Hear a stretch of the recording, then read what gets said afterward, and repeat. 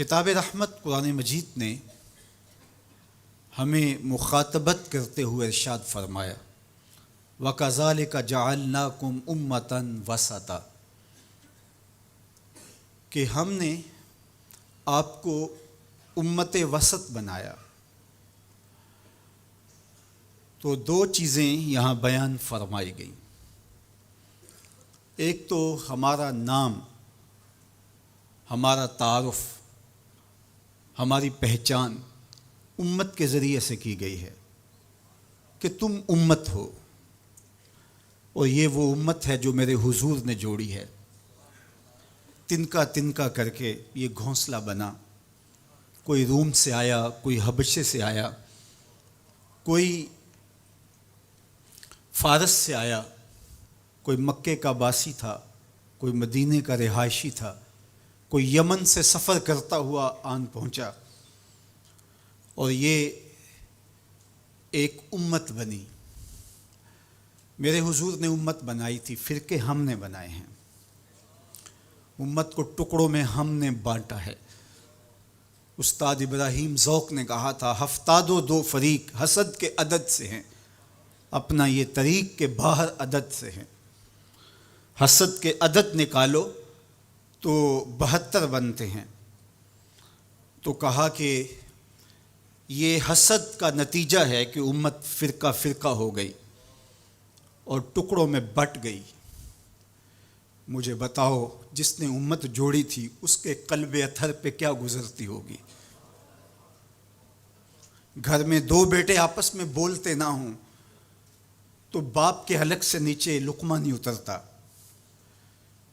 جس کی امت فرقوں میں بٹ گئی، طائف کے بازاروں میں، مکے کی گلیوں میں،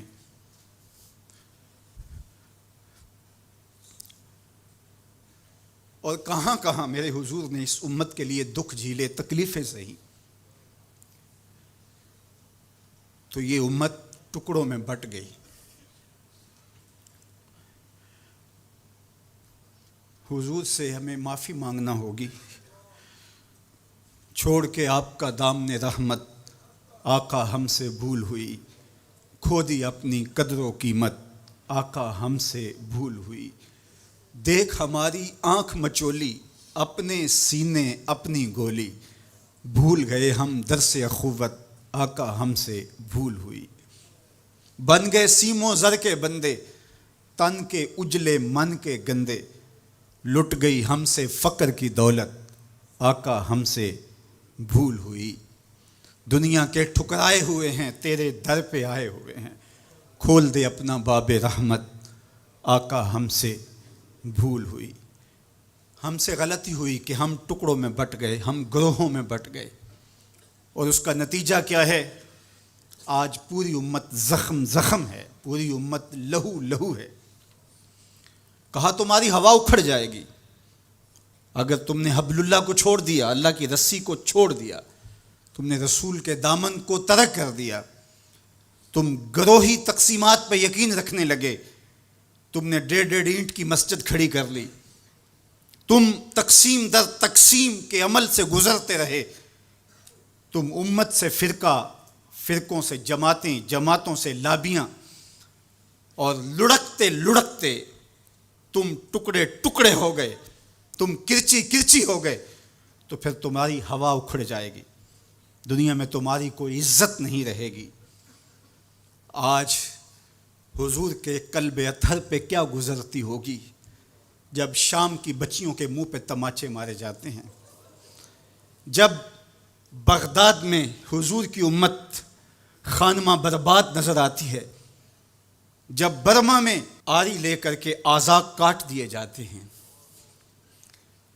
جب دشت لیلہ سے لے کے کندھار تک اور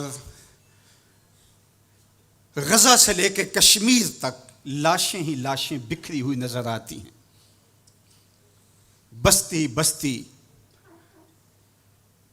کریا کریا، صحرا صحرا خون، بستی بستی، کریا کریا، صحرا صحرا خون، امت والے، امت کا ہے کتنا سستا خون، امت والے امت کا ہے کتنا سستا خون، شام قدس کشمیر اور برما کس کس کا احوال کہوں، شام قدس کشمیر اور برما کس کس کا احوال کہوں، ہر سو زخمی، ہر سو لاشیں، ہر سو بہتا خون، امت والے امت کا ہے کتنا سستا خون، امت والے امت کا ہے کتنا سستا خون۔ آج امت لہو لہو ہے، اس پوری کائنات میں 1 انچ بھی جگہ ایسی نہیں ہے جہاں آتش و آہن برستا ہو اور وہ کفار کی سرزمین ہو۔ جہاں بھی خون بہتا ہے وہ بستی مسلمانوں کی ہے، جہاں لاشیں گرتے ہیں وہ گھر مسلمانوں کا ہے، جہاں عصمتیں لٹتی ہیں وہ خطہ مسلمانوں کا ہے۔ یہ ہمارے گناہوں کی سزا ہے جو ہم کاٹنے پہ مجبور ہیں، اور جب تک ہم امت نہیں بنتے تب تک رسوائیاں ہمارا مقدر ہوں گی اور ذلت ہمارا مقسوم ہے جب تک ہم ان کے دامن سے نہیں جڑ جاتے۔ قوت عشق سے جب دہر میں اجالا نہیں ہوتا تو پستیوں کو بلندیوں سے بدلنے کا کرینہ آپ نہیں سیکھ سکتے۔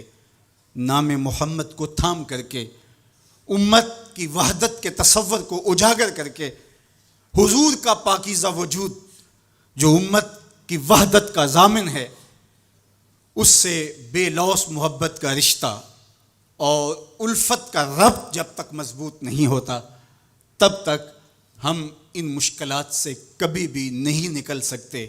1000 فلسفے تراش لیں، 1000 منطقیں بگھار لیں، لیکن کوئی نتیجہ نہیں ہوگا۔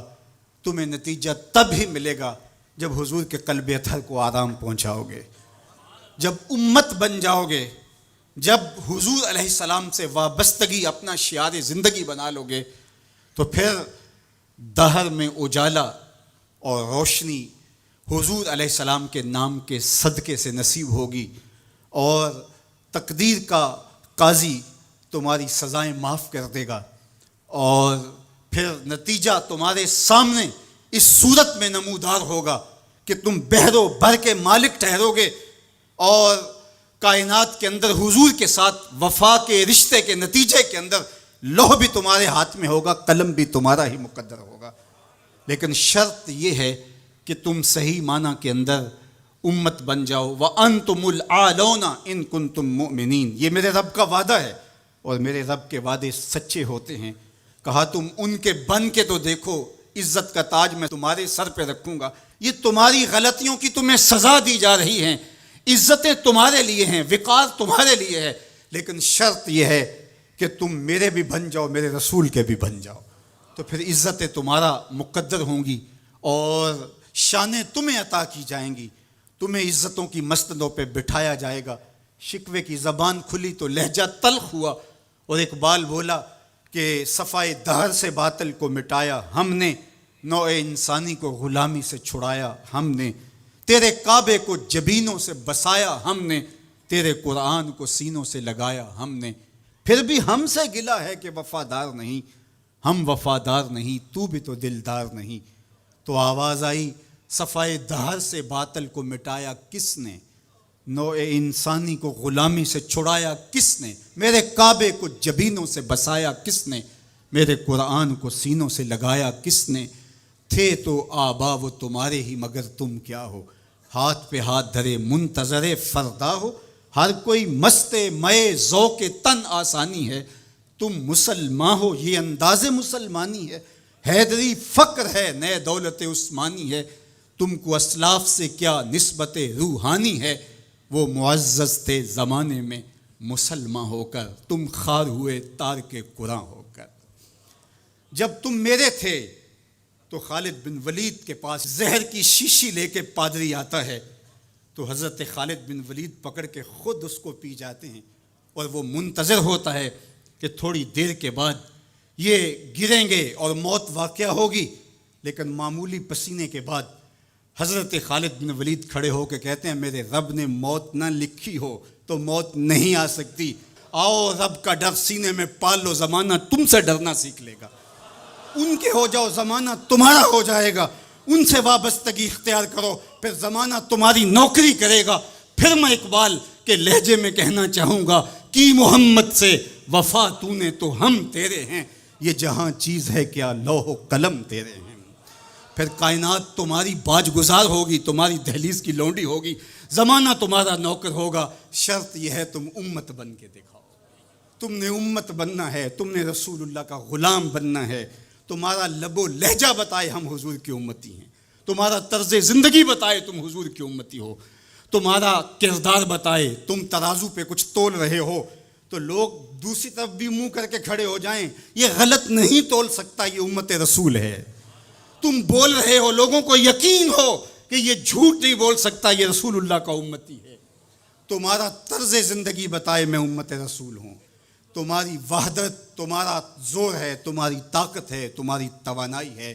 تو فرمایا وَكَذَلِكَ جَعَلْنَاكُمْ أُمَّةً، ہم نے تو امت بنایا تھا تمہیں، تم ٹکڑے ٹکڑے ہوئے، تم نے اپنے آپ کو بانٹ لیا، تم ایک دوسرے کا گریبان نوچنے لگے، تم ایک دوسرے کے جبے پھاڑنے لگے، تم ایک دوسرے کے لیے نفرتوں کے بیج بونے لگے، تمہاری زبانیں انگارے اگلنے لگیں، تم چنگاریاں نکالنے لگے، تم ممبر و محراب کے تقدس کو پامال کرنے لگے، تم خواہشات کے غلام بن گئے، تم آرزوؤں کے نوکر بن گئے، تم اپنے نفس کی غلامی میں آ گئے۔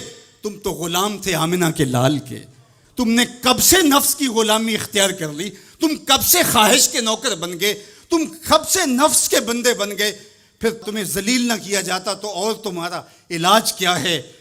تقدیر کے قاضی کا یہ فتویٰ ہے ازل سے، ہے جرم ضعیفی کی سزا مرگ مفاجات، یہ تقدیر کا فیصلہ ہے۔ عبد القادر روحیلے نے جب ملک تیمور کو قید کر کے اس کی آنکھیں نوکے خنجر سے نکالی اور اس کی حرم کی بیٹیوں اور بہوؤں کو بہنا ناچنے پہ مجبور کیا، لیکن ایک دم نہ جانے اس کو کیا خیال آیا، اس نے سارا اسلحہ اتار کے پھینک دیا اور چارپائی پہ لیٹ کے خراٹے لینے لگا، لیکن وہ بیٹیاں برابر ناچتی رہیں۔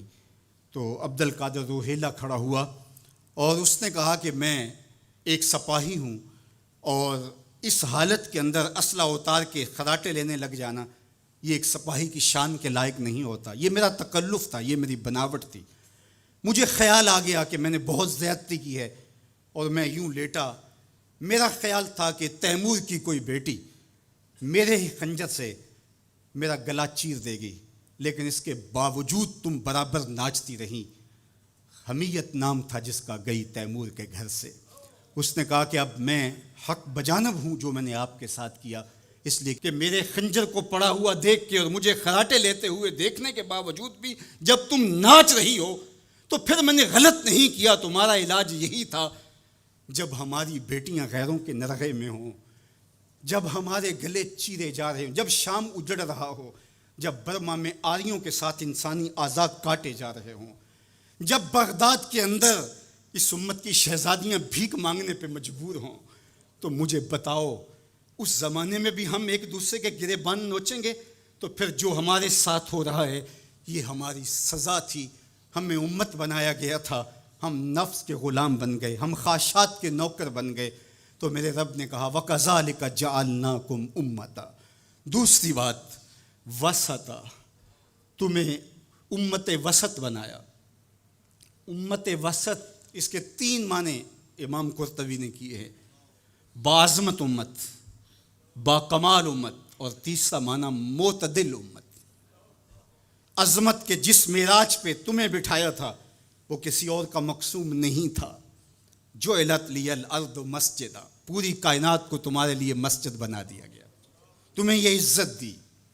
حضور نے فرمایا میں آخری نبی ہوں، وانتم آخر الامم، اور تم آخری امت ہو، پس خدا بر ما شریعت ختم کر، بر رسول ما رسالت ختم کر۔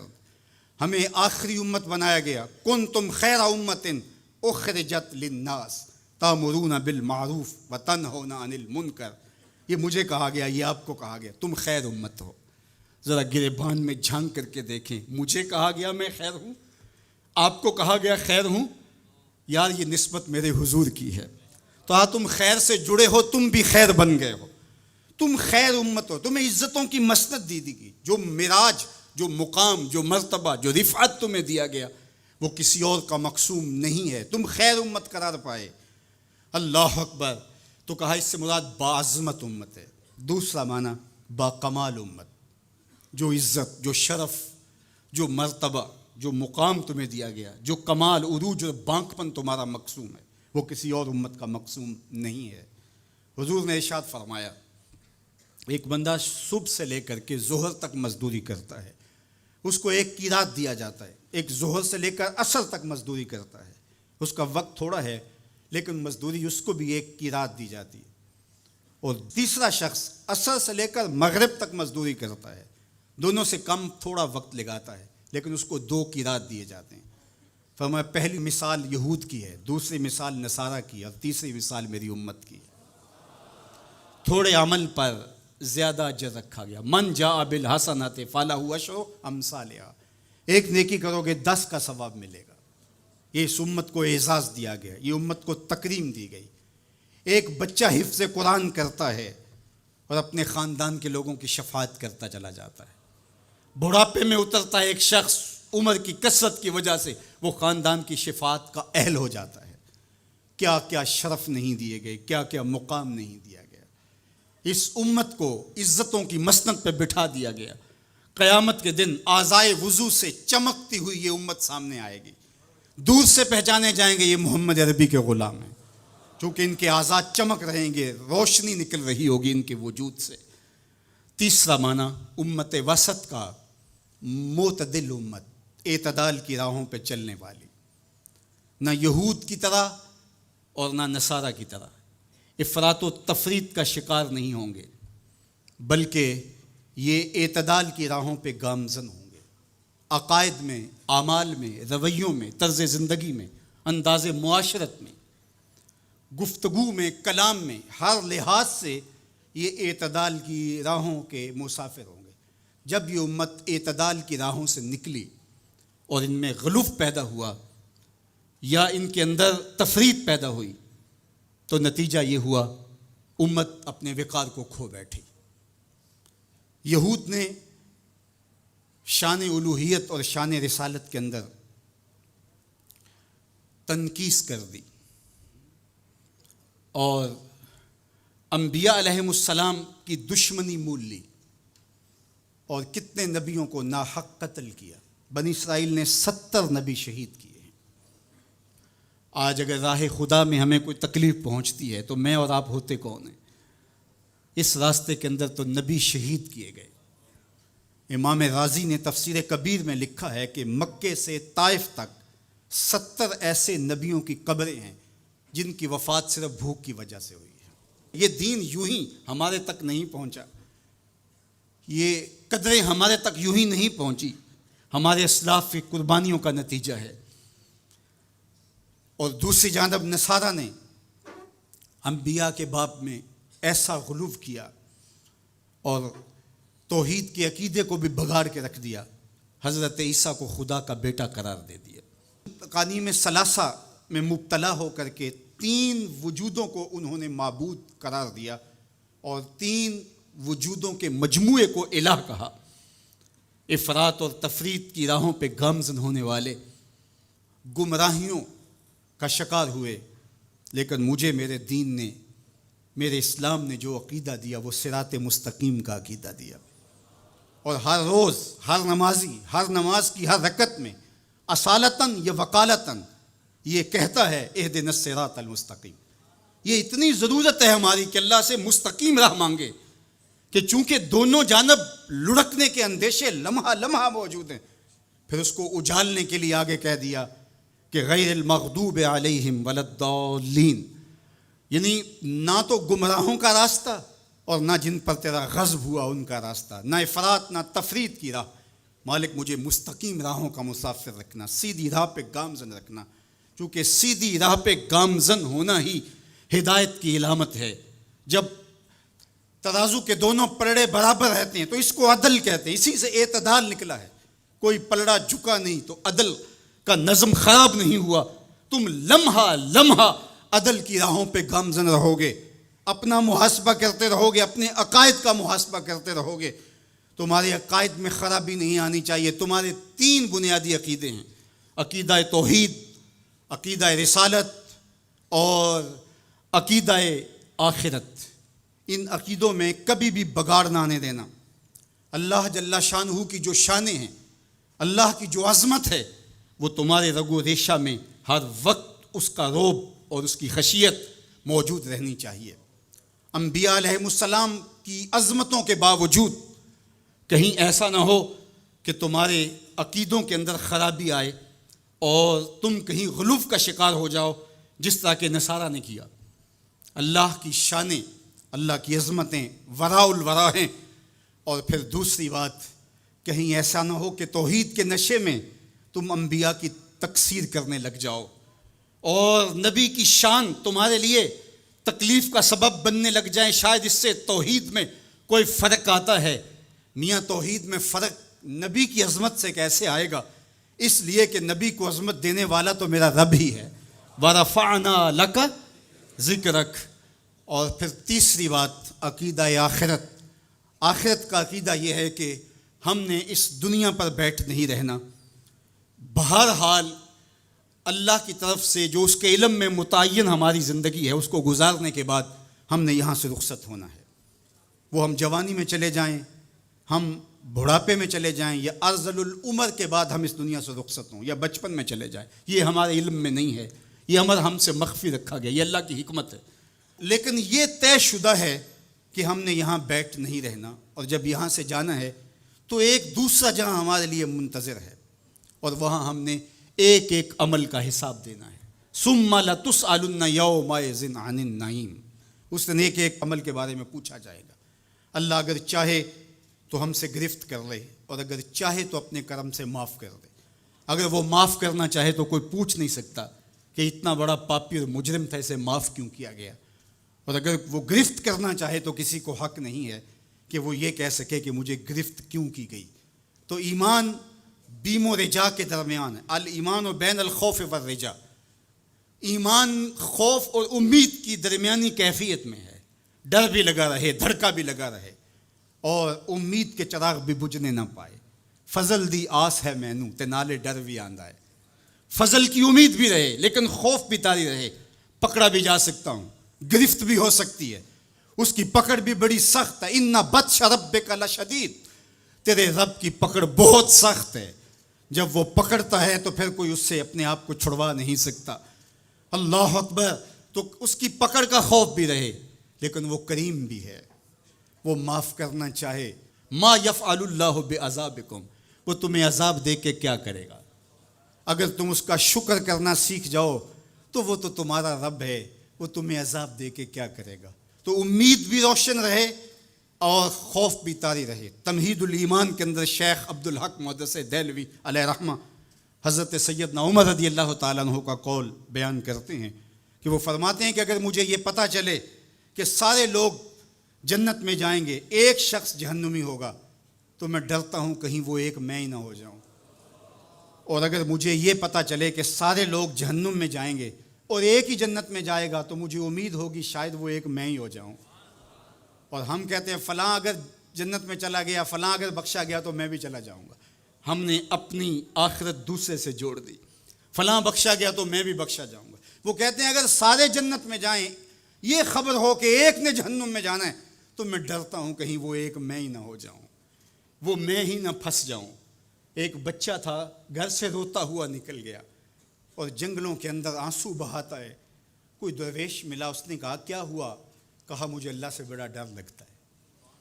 میرے حضرت قبلہ خواجہ محمد یعقوب مصطفی رحمۃ اللہ تعالیٰ علیہ، آپ کے یہاں نشان پڑ گئے تھے رو رو کے، ان کی ہڈیوں میں درد بھرا ہوا تھا، یہاں رو رو کے نشان پڑ گئے تھے۔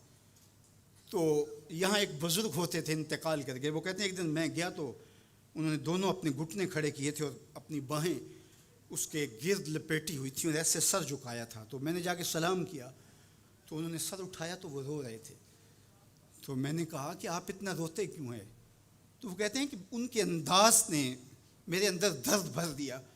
انہوں نے ایسے سر اٹھایا اور کہا اس سے ڈر آتا ہے، اس سے ڈر آتا ہے۔ کرم دی آس ہے مینوں تے نالے ڈر بھی آندا ہے، فضل دی آس ہے مینوں تے نالے ڈر بھی آندا ہے۔ یہ امید کہ میری بخشش و مغفرت ہو، اور یہ خوف کہ اگر میں پکڑا گیا. تو وہ بچہ رو رہا تھا. تو اس فقیر نے پوچھا بیٹے کیوں رو رہے؟ کہ اللہ کا ڈر آتا ہے. تو کہا تمہارے دامن پہ تو گناہ ہی نہیں. کہتے ہیں بڑے کی عزت اس لیے کرو کہ اس کی نیکیاں زیادہ ہوں گی، اور چھوٹے کی تکریم اور شفقت اس لیے کرو اس کے دامن پہ گناہ نہیں ہے. اللہ اکبر. ہم لوگوں کے گناہ دیکھتے ہیں اور اپنی خوبیاں دیکھتے ہیں. صوفیاء کا ایک جملہ ذہن کی تختی پہ لکھ لیجئے، جب عیب دیکھنے کا شوق آئے وہ کہتے ہیں اپنے اندر اتر جاؤ، اور جب خوبیاں دیکھنے کا شوق آئے تو دوسروں کو دیکھو. دوسروں کو دیکھو، کسی کے اندر کوئی خوبی، کسی کے اندر کوئی خوبی. تو کہا کہ اللہ سے ڈر آتا ہے. تو کہا کہ بیٹے تم نے تو گناہ ہی کوئی نہیں کیے. تو کہا آج میں نے عجیب ماجرا دیکھا جس نے مجھے گھر سے نکال دیا. کہا کیا؟ کہا کہ میری ماں کھانا پکانے کے لیے چولہے میں آگ جلانے لگی، تو اس نے لکڑیاں رکھی، تو لکڑیوں کو آگ نہیں لگ رہی تھی. تو اس نے چھوٹی چھوٹی لکڑیاں توڑ کے پہلے نیچے رکھی اور پھر ان کو آگ لگائی. ان کو آگ لگی تو پھر بڑی لکڑیوں کو بھی لگی. تو میں روتا ہوا گھر سے بھاگ آیا ہوں جنگل میں.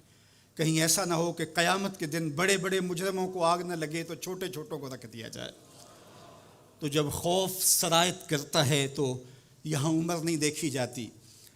اور بڈھا پاپی سب سے بدترین شخص وہ ہے جو بڑھاپے کے باوجود بھی بدکاری نہیں چھوڑتا. کہتے ہیں جب کوئی بندہ 40 سال کا ہوتا ہے پھر اس کا عذر باقی نہیں رہتا. 40 سال تک اس کا عذر باقی رہتا ہے، لیکن جب 40 سال کا ہو جائے اب سن کہولت میں آ گیا، اب اگر وہ گناہ کرتا ہے تو کوئی عذر نہیں ہے. ہڈیاں کمبن گوڈے کھڑکن تے اڑ گیا لک تیرا، اجے بھی بدیوں باز نہ آئیوں جیو مرد دلیرا. یا ایھا الانسان ما غرک بربک الکریم. میرا رب پکار پکار کے کہہ رہا ہے او بھاگنے والے انسان آجا پلٹ کے، تیرا رب بڑا ہی کریم ہے. میں یہ بات 100 بار کہی، میرے سننے والے مجھ سے 1000 بار سن چکے، لیکن لفظوں کی چاشنی اور امید کی ایسی جگمگاتی کرنیں روشن ہوتی ہیں کہ دل میں چراغاں ہو جاتا ہے. اور جب میں یہ بول رہا ہوتا ہوں تو میرے اندر پھل جھڑیاں پھوٹ رہی ہوتی ہیں، اور اللہ کے تشکر کے اندر درد کی کیفیت بھی پیدا ہو رہی ہوتی ہے کہ وہ رحمت بھرے لہجے میں پکار کے کہہ رہے سرکش کو، متمرد کو، باغی کو جو اس کی دہلیز چھوڑ کے بھاگ گیا، او بھاگنے والے آجا پلٹ کے، تیرا رب بڑا ہی کریم ہے. کوئی ایسے بھی آواز دیتا ہے، کوئی ایسے بھی مجرم کو پکارتا ہے. یہاں رک کے میں ایک اور جملہ بھی کہنا چاہتا ہوں. اعتدال میں حقوق اللہ اور حقوق العباد کی جو لوگوں نے تقسیم کی اور اس کا اپنا معنی متعین کیا، وہ ایک مشہور تو ہے لیکن حقیقتاً وہ معنی متعین نہیں ہے. اللہ کے حق فائق ہیں مخلوق کے حق سے. عمومی طور پہ کہا جاتا ہے یار حقوق اللہ کی خیر ہے بس حقوق العباد کا خیال رکھو، یہ عمومی بات کہی جاتی ہے. تو یہ بات اچھی طرح ذہن نشین کر رہے ہیں، یہ بھی آپ کے اعمال میں اور آپ کی افکار میں اور آپ کے نظریات میں غلو پیدا ہو گیا کہ آپ نے اللہ کے حق کو کمتر سمجھ لیا اور مخلوق کے حق کو غالب سمجھ لیا. ایسا نہیں ہے، اللہ کے حق سب سے زیادہ ہیں.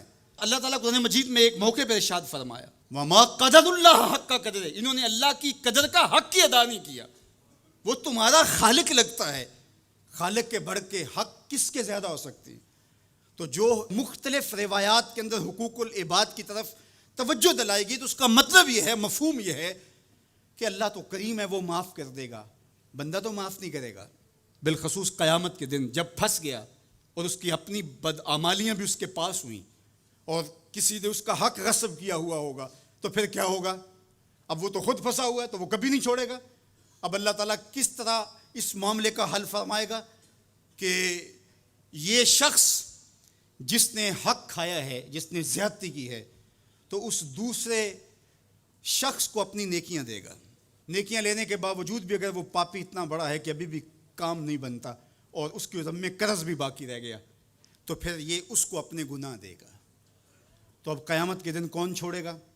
جہنم کی دہکتی ہوئی آگ سامنے ہوگی اور ایک بندہ پھنسا ہے اور یہ بھی پھنسا ہوا ہے، تو اس کی جان اس کو اپنے گناہ دے کے اس کی نیکیاں لے کے چھوٹ رہی ہے، تو وہ کیسے معاف کرے گا؟ وہ نہیں معاف کرے گا. اس لیے اس معنی کے اندر کہا کہ حقوق العباد میں کوتاہی نہ کرنا، اس لیے کہ اس کی معافی نہیں کرے گا. وہ اس کے پاس ایک چیز ہاتھ لگ جائے گی وہ تو غنیمت سمجھے گا. تو اس کا یہ مطلب بھی کہیں نہیں ہے کہ بندے کے حق کہیں غالب اور زیادہ ہیں، اللہ کے حق کم ہیں. جو حق بندے کا اللہ پر ہے اللہ نے تو پیدا کیا ہے. الذی خلقک کا فسوا کا فعدلک. کہا تیرے حق میرے اوپر زیادہ ہے اس لیے کہ میں تیرا خالق لگتا ہوں. میں آپ سے پوچھتا ہوں اس دنیا پر، اس عالم رنگ و بو میں، اس مادی کائنات میں سب سے زیادہ آپ کے کندھوں پر کس کے حق ہیں؟ تو آپ سب کہیں گے ماں کے حق. حضور سے بھی پوچھا گیا من ابرو، حضور میں سب سے زیادہ کس کے ساتھ حسن سلوک کروں؟ یہ حضور سے سوال کیا گیا. تو میرے آقا کریم نے فرمایا امکت، اپنی ماں کے ساتھ. تو اس نے پھر دوبارہ سوال کیا، پھر حضور نے فرمایا کہ اپنی ماں کے ساتھ. پھر کہا حضور میں سب سے زیادہ نیکی کس سے کروں؟ میری نیکیوں کا، میرے حسن سلوک کا سب سے زیادہ حقدار کون ہے؟ تو آقا کریم نے فرمایا امکا، تیری ماں. تو پھر اس نے چوتھی مرتبہ کہا تو حضور نے فرمایا تیرا باپ. تو 3 مرتبہ حضور نے ماں کا ذکر کیا. علماء نے یہاں لکھا کہ والد اولاد کی تربیت کرنے کے لیے مشقت سہتا ہے، کمائی کرتا ہے، یہ ایک مرحلہ ہے اس کا. ماں 9 ماہ تک اس کو اپنے پیٹ میں رکھتی ہے، ایک مرحلہ یہ. پھر ولادت کا دوسرا مرحلہ، زچہ بچہ دونوں کے لیے موت و حیات کی کشمکش ہے. اور تیسرا مرحلہ اس کی تربیت کا جس کا باپ شامل ہوتا ہے. تو ماں کے 3 حق بیان کیے اور باپ کا ایک حق بیان کیا. مجھے بتاؤ وہ ماں اور وہ باپ جو اولاد کو اپنی آنکھوں کا تارا اور نور نظر کہتی ہے، کیا اس کے حق ساری زندگی بھی کوئی لگا رہے تو ادا کر سکتا ہے؟ کسی نے کہا کہ میں نے ماں کو اپنے کندھوں پہ اٹھا کے حج کروایا اور موسم میں حدت اور گرمی اتنی تھی کہ اگر گوشت کا ٹکڑا زمین پہ پتھر پہ ڈال دیا جاتا تو وہ بھن کے کباب بن جاتا. کیا میں نے اپنی ماں کا حق ادا کر دیا؟ کہا تیری ولادت کے وقت جو اس نے تکلیف سہی، اس تکلیف کے ایک جھٹکے کا حق بھی ادا نہیں ہوا. یہ تیری ماں ہے. کیا تو اتنی بے وفا ہو گئی ہے کہ اس ماں کی مرضی اب تیری مرضی نہیں رہی؟ وہ باپ جس کی ہڈیاں بھی درد کر رہی ہیں اور وہ مزدوروں والے اڈے پہ بیٹھا ہے، اور جب کوئی مزدور لینے آتا ہے تو اس سے صحیح طرح سے اٹھا بھی نہیں جاتا، پھر بھی کلی والا ڈبہ اٹھا کے آگے بڑھتا ہے، اور مزدور لینے والے شخص کے ساتھ لپٹ کے چمٹ کے کہتا ہے کہ بابو مجھے لے جاؤ، 10 روپے کم دے دینا، میں نے اپنی بیٹی کی کالج کی فیس دینی ہے.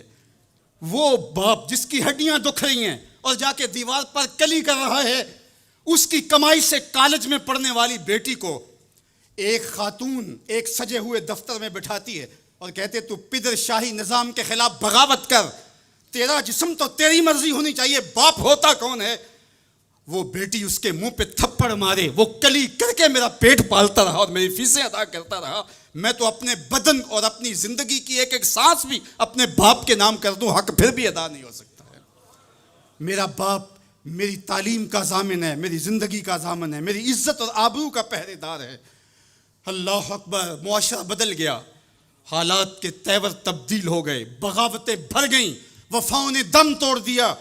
مغرب کی تہذیب سوائے تکلف کے اور کچھ نہیں ہے، اور چہرہ جو روشن نہ ہو تو کیا حاجت گلگونہ فروش. نئی تہذیب تکلف کے سوا کچھ بھی نہیں ہے. یہ مغربی تہذیب کی یلغار نے مرد آوارہ، بیکار و زن کمار باش کیا معاشرہ تخلیق کیا جا رہا ہے. میرے حضور کے غلاموں، آؤ ہم نے دین حضور سے لینا ہے، اور یہ سارے چونچلے اور یہ ساری مغربی وظیفہ خور تنظیمیں یہ دم توڑ کے رہ جائیں گی. اس کائنات کے اندر اور اس وطن کے اندر جھنڈا لہرائے گا تو محمد عربی کے نظام کا ہی لہرائے گا انشاءاللہ. ہم حضور کے دین کو کھڑا کرنے کے لیے اور حضور کے نظم کو غالب کرنے کے لیے اپنی زندگی کے ایک ایک سانس کو حضور کے نام وقف کریں گے. میری زندگی کا مقصد تیرے دین کی سرفرازی، میں اسی لیے مسلمان، میں اسی لیے نمازی. میری زندگی کا ایک ایک لمحہ حضور کے دین کے لیے، حضور کے نام کے لیے. تو حقوق والدین کے جو ہے وہ بہت سارے ہیں. کہا تو اس کے ایک درد کے جھٹکے کا جواب بھی نہیں دے سکا.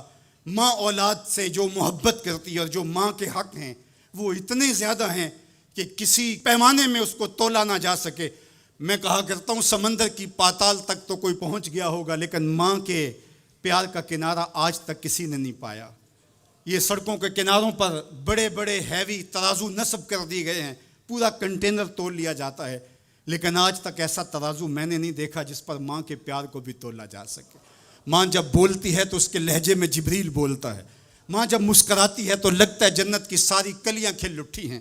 اللہ نے ماں کے سینے میں وہ درد، وہ درک، وہ محبت، وہ چاہت، وہ پیار کا جہاں آباد کر دیا کہ سید خورشید گیلانی نے کہا تھا کہ اونچے ہوٹلوں میں کھانا کھانے میں وہ سرور کہاں جو چولہے پر بیٹھ کے ماں کے ہاتھوں سے پکی ہوئی چپاتیاں کھانے میں ملتا ہے۔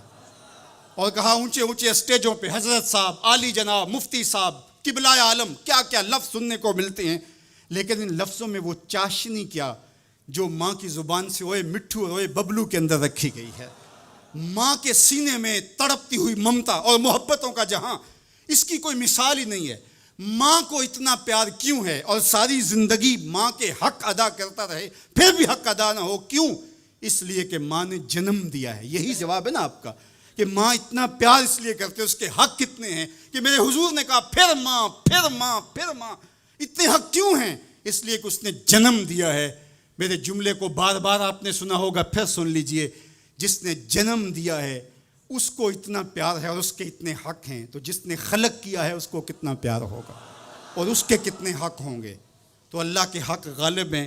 تو یہ جو حقوق العباد کی تلقین کی جاتی ہے تو اس کا مفہوم یہ ہے کہ اس کی معافی نہیں ہوگی۔ انسان ہے، نہیں معاف کرے گا، وہ کریم ہے، معاف کر دے گا۔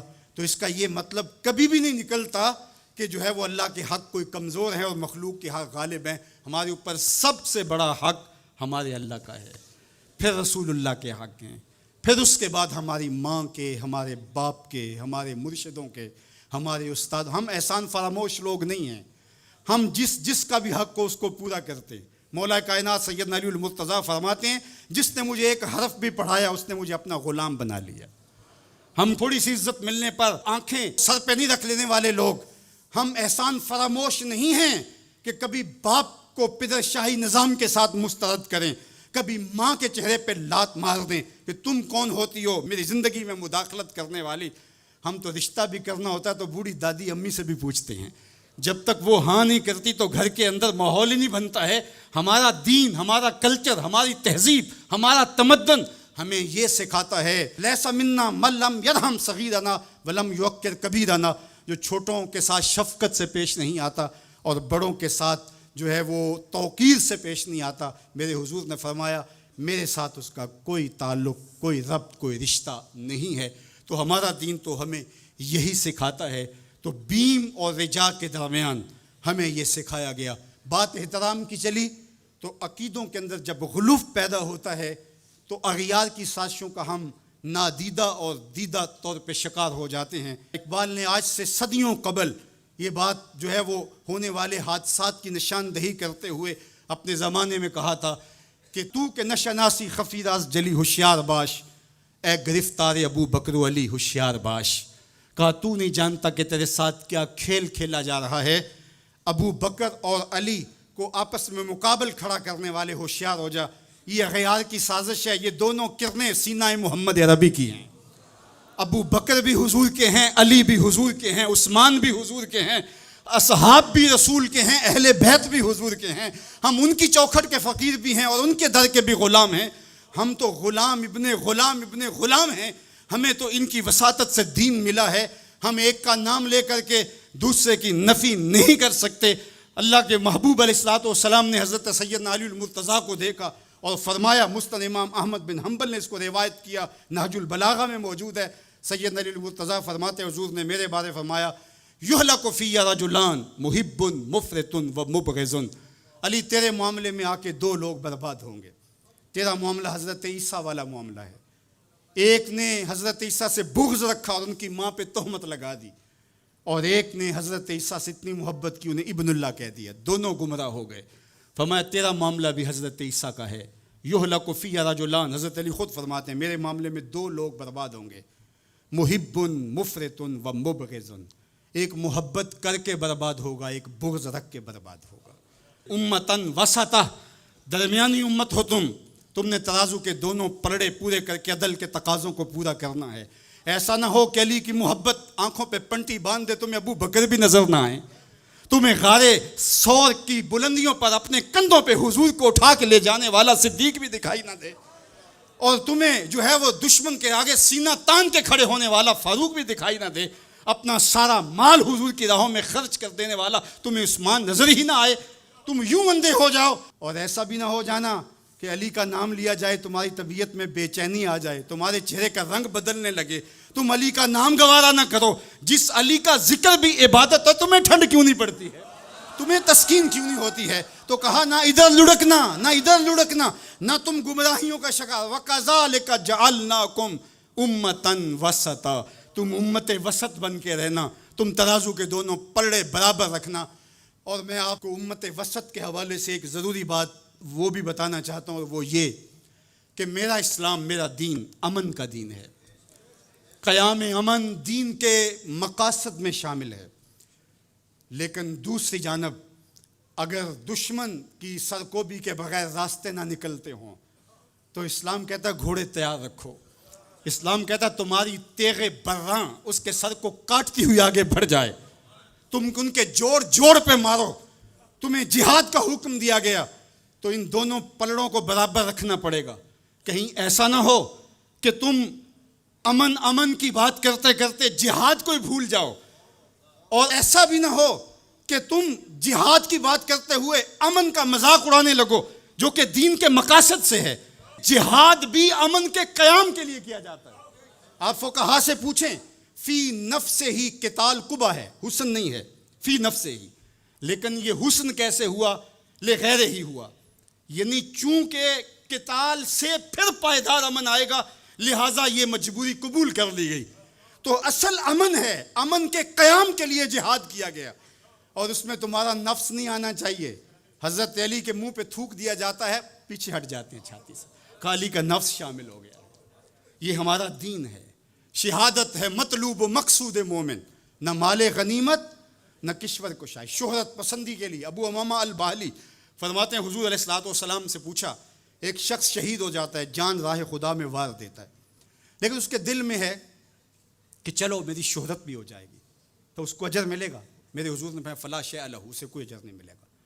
تو کہتے ہیں میں سمجھا کہ میں اس بات کو صحیح طرح سے بیان نہیں کر پایا، تو میں نے پھر کہا حضور اعلاء کلمت الحق کے لیے، دین کی سربلندی کے لیے اس نے یہ سب کچھ کیا ہے، لیکن ساتھ یہ بھی ہے کہ چلو ناموری بھی تو ہوگی.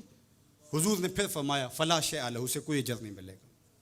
تیسری مرتبہ پھر پوچھا حضور اس کا مقصد اللہ کے جھنڈے کو اونچا کرنا، اعلاء کلمت الحق، لیکن ساتھ یہ بھی ہے چلو ناموری بھی تو ہوگی. میرے حضور نے پھر فرمایا فلا شیء لہ، اور پھر مزید وضاحت کرتے ہوئے فرمایا اللہ صرف اسی عمل کو قبول کرتا ہے جو محض اس کے لیے کیا گیا ہو. تیرے عمل میں اخلاص ہو تو اس کا اجر کچھ اور ہے. حور و خیام سے گزر، بادہ و جام سے گزر، محض اس کی رضا کے لیے عمل ہو تو وہ جہاد جہاد ہے، ورنہ وہ جہاد، وہ قتال جہاد ہی نہیں ہے جو نفس کے لیے کیا جائے، جو مال غنیمت کے لیے کیا جائے، جو لوگوں میں بڑھوتری، جو زمین کی ہوس میں کیا جائے، جو خواہشات نفس کے لیے کیا جائے. تو ہمیں جہاد کے لیے بھی شرائط دی گئی، لیکن اس کا مقصد امن کا قیام ہے. تو بعض اوقات ہم یہاں توازن برقرار نہیں رکھ پاتے، اور توازن کا برقرار نہ رکھنا بہت سخت نقصان کا سبب بن جاتا ہے. یہ بلڈ پریشر تھوڑا سا اوپر نیچے ہو گیا زندگی لے جاتا ہے. اب کہیں یہ تھوڑا سا ہی نیچے ہوا کیا فرق پڑا اس سے؟ میاں اس توازن کا نام ہی تو صحت ہے، صحت کا نام ہی تو زندگی ہے. 1262 سے لے کر کے 1290 تک خاقان اعظم قبلائی رہا. اس کے اندر دلچسپی پیدا ہوئی، مختلف مذاہب کی طرف رغبت پیدا ہو گئی. اس نے مختلف مذاہب کو ماننے والوں کو اپنے پاس بلایا. غلام مرتضیٰ میکش نے یہ تاریخ اسلام میں سارا واقعہ لکھا ہے، اور اس نے بدھ مت کے لاماؤں کو، ہندوؤں کے بڑوں کو، جوگیوں کو، پادریوں کو، سب کو بلا کے کہا مجھے اپنے اپنے مذہب کے حوالے سے کچھ بتاؤ. تو جو عالم دین گیا مسلمانوں کی طرف سے، اس نے جہاد کی آیتیں پڑھی، اور جس میں کفار کو قتل کرنے کا حکم نامہ تھا. تو قبلائی خان نے کہا کہ تمہارا دین کافروں کو قتل کرنے کی تلقین کرتا ہے؟ اس نے کہا ہاں. تو کہا پھر آپ ہمیں قتل کیوں نہیں کرتے؟ تو کہا کہ ہمارے پاس طاقت نہیں ہے. تو اگر طاقت ہو تو کہا پھر ہم تمہیں کاٹ دیں. تو اس نے وہیں کھڑے کھڑے حکم نامہ جاری کیا کہ ان کا دین اگر ہمیں قتل کرنے کا حکم دیتا ہے، طاقت نہ ہونے کی وجہ سے یہ رکے ہوئے، تو پھر یہ کیوں زندہ بچے؟ اس نے فوراً حکم نامہ جاری کیا جو مسلمان سامنے اس کو کاٹ دو. مسلمان گاجر مولی کی طرح کٹنے لگے. یہ کلمہ حق کہہ کے آیا تھا وہاں. اس دور کے صوفی بزرگ اور عالم شیخ جلال الدین علیہ رحمہ، پتہ چلا کہ یہ ایک عالم کی لغزش سے سب کچھ ہوا ہے. عالم کا پھسلنا عالم کا پھسلنا ہے.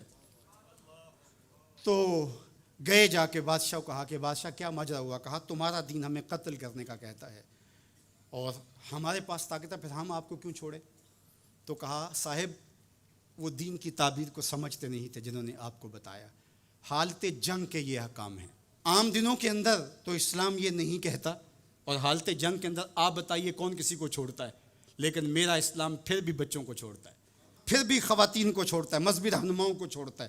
اس نے کھڑے کھڑے حکم نامہ جاری کیا کہ جو کٹ گئے ابھی تلواریں نیام میں ڈال لی جائے. تو صاحب جب تک عدل نہیں ہوگا، جب تک آپ یک سیر علم را دامن عقل باید، ایک سیر علم کے لیے 10 من عقل چاہیے. اگر آپ ترازو کے دونوں پلڑے برابر نہیں رکھ سکتے تو تمہیں تولنے کے لیے بٹھایا کس نے؟ میرا رب کہتا ہے وَكَذَلِكَ جَعَلْنَاكُمْ أُمَّةً وَسَطًا، ہم نے تمہیں امت وسط بنایا. ترازو کے دونوں پلڑوں کو برابر رکھنا، دونوں پلڑوں کو جھکنے نہ دینا.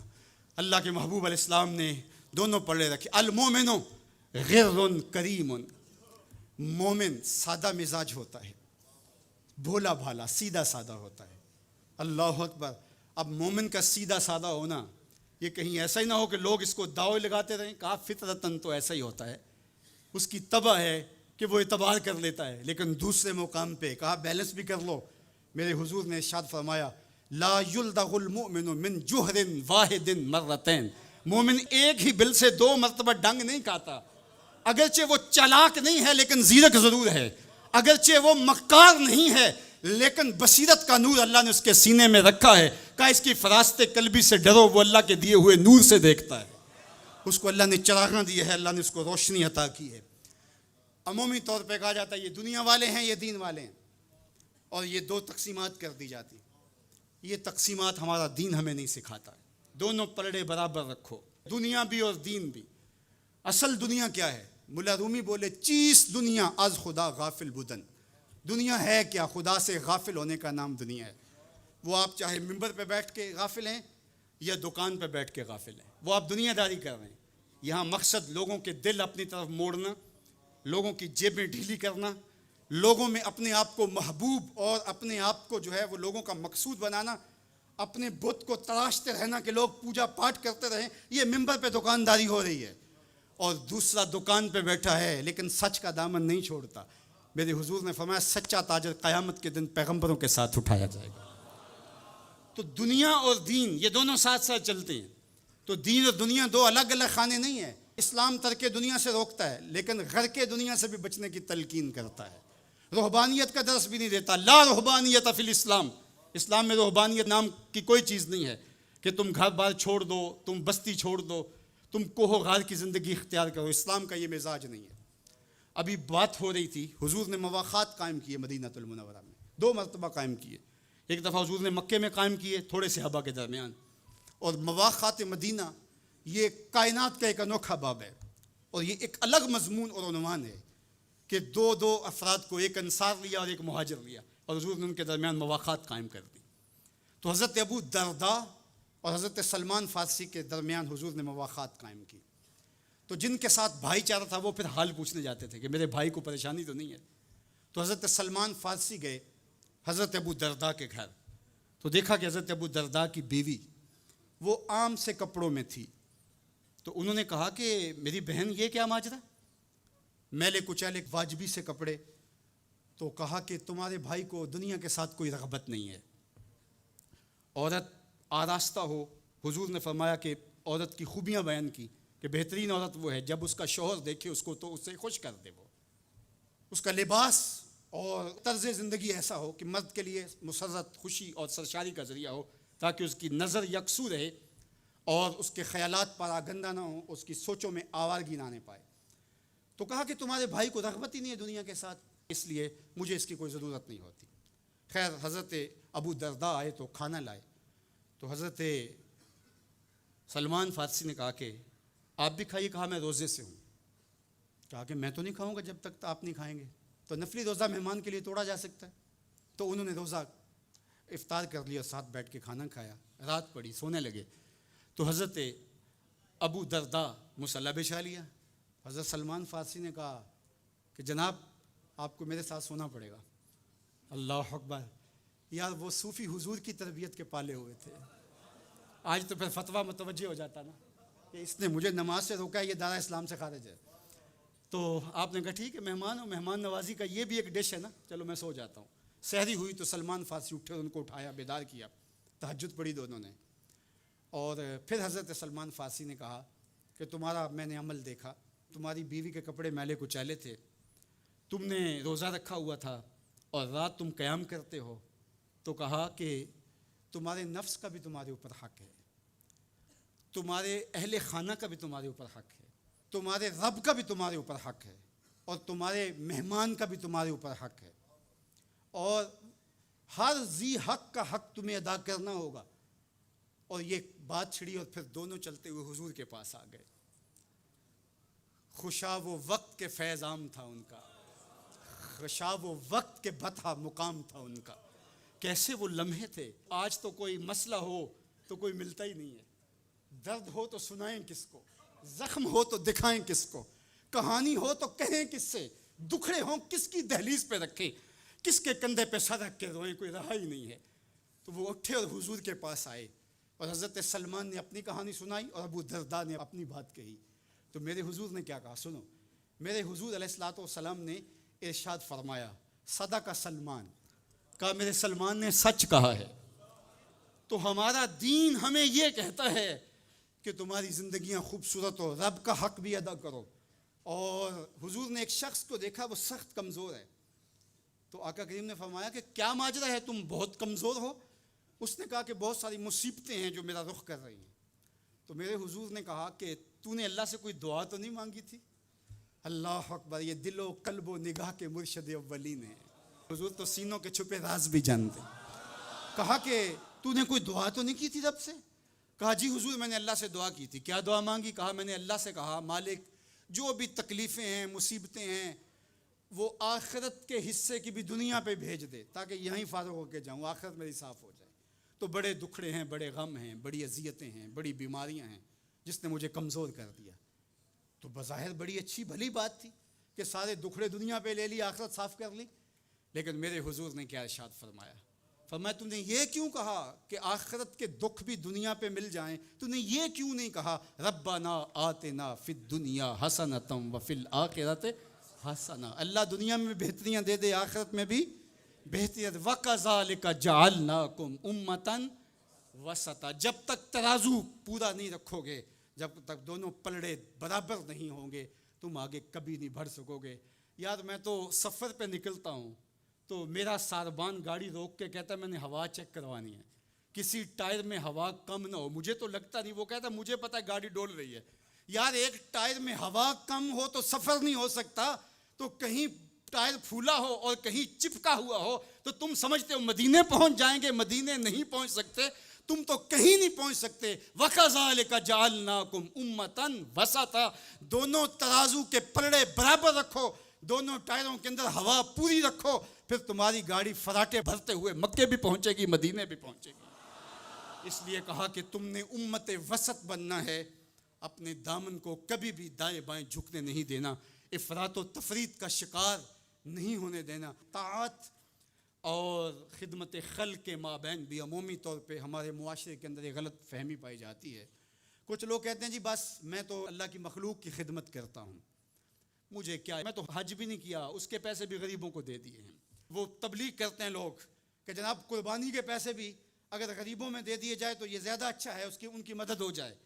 تو وہ اس خدمت خلق میں اتنا غلو کر جاتے ہیں کہ وہ اسلام کے شعار کا مذاق اڑانے لگ جاتے ہیں، اور جو عبادت والے ہیں انہیں ہمسائے کو دیکھنے کا موقع بھی نہیں ملتا۔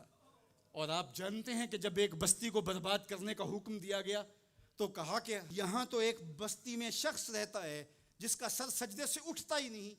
کہا میرے بندوں کے اوپر قیامتیں ٹوٹیں اور ان کے اوپر ظلم اور جبر کے پہرے ہوں اور اس کے ماتھے پہ شکن نہیں آتا، اس کے سمیت ہی بستی کو لٹ کے رکھ دو۔ یار عبادت کرتے ہو لیکن ہمسایوں کا خیال بھی رکھو۔ میرے حضور علیہ الصلوۃ والسلام نے لعاب پھینکا نا تو صحابہ نے اپنے ہاتھوں پہ لے کے اپنے منہ پہ مل لیا. کائنات کے اندر آپ کو ایسا کوئی محبوب نہیں ملے گا جیسے حضور ہے. آپ نے عشق اور محبت کی لوک داستانیں بڑی سنی ہوں گی. لوگوں نے نہریں بھی کھودیں, لوگوں نے محبوبوں کے لیے کیا کچھ نہیں کیا, لیکن آج تک آپ کو ایسا نہیں ملا ہوگا کسی محب نے محبوب کا لعاب بھی چاٹا ہو. کائنات میں یہ انوکھا باب ہے. تو حضور علیہ الصلوۃ والسلام نے فرمایا کہ تمہیں اس چیز پر کس نے ابھارا کہ میرا لعاب بھی اپنے چہروں پہ مل رہے ہو؟ تو انہوں نے کہا اللہ اور اس کے رسول کی محبت نے. تو میرے حضور نے اس کی نفی نہیں کی, لیکن ساتھ ہی فرمایا اگر کوئی چاہتا ہے کہ اللہ اور اس کے رسول سے محبت کرے اور اللہ اور اس کا رسول اس سے محبت کرے تو وہ ہمسایوں کے حقوق کا خیال رکھے.